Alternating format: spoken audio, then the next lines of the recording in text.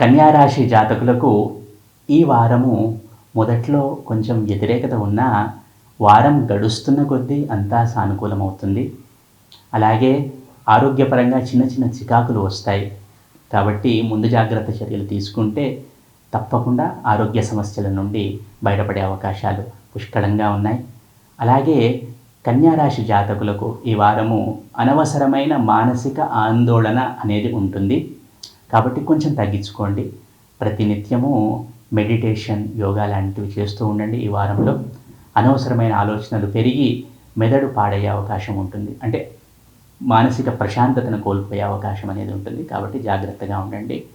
ఆర్థికపరమైన ఇబ్బందులు ఏమీ ఉండవనే చెప్పుకోవచ్చు కన్యారాశి వారికి ఎప్పటిలాగానే.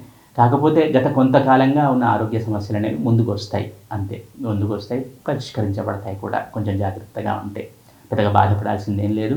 విద్యార్థులైన కన్యారాశి జాతకులు తప్పకుండా ఏకాగ్రతను పెంచుకోవాలి.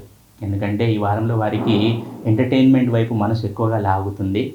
కాబట్టి సాధారణంగా సాధ్యమైనంత వరకు చదువుపై ధ్యాస ఉంచటం సూచించటమైంది విద్యార్థులకు. అలాగే గృహ సౌఖ్యం ఉంటుంది.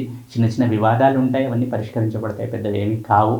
ఓవరాల్గా చూసుకుంటే ఆర్థికంగా, ఆరోగ్యపరంగా అన్ని విధాలుగా కూడా మిశ్రమంగానే ఉంటుంది ఈ కన్యారాశి వారికి. మొత్తంగా చూసుకుంటే పర్వాలేదనే చెప్పవచ్చు మిగిలిన రాశుల వారితో పోల్చుకుంటే. కాకపోతే కొద్దిగా మానసికమైన ఆందోళన అనేది తప్పకుండా ఉంటుంది. తగ్గించుకునే ప్రయత్నం చేసుకోండి. ప్రతిరోజు మెడిటేషన్, ధ్యానం చేస్తూ ఉండండి. అలాగే ఈ వారంలో శివారాధన అనేది వీరికి చాలా మేలును చేకూరుస్తుంది. అలాగే కుటుంబంతో అందరితో కలిసి హాయిగా చక్కగా గడుపుతారు ఈ కన్యారాశి జాతకులు.